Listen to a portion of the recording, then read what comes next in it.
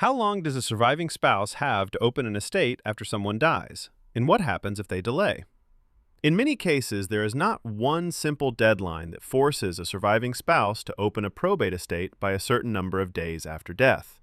But waiting can still cause real problems.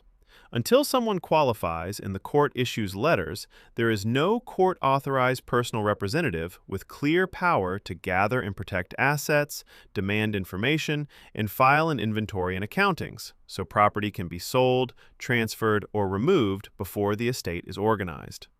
Delay can also create real deadline risks for spouse rights.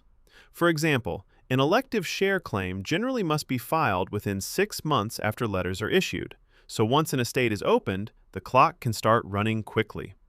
Another spouse claim, an additional allowance, can have a 1-year from death deadline in many situations, and it can also be tied to a 6-month deadline after letters if a personal representative is appointed.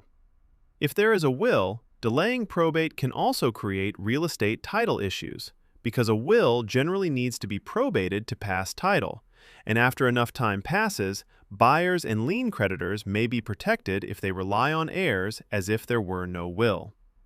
The practical takeaway is this: there may not be a single universal deadline to open the estate, but delaying can reduce control, increase the chance of disputes, and create missed or rushed deadlines.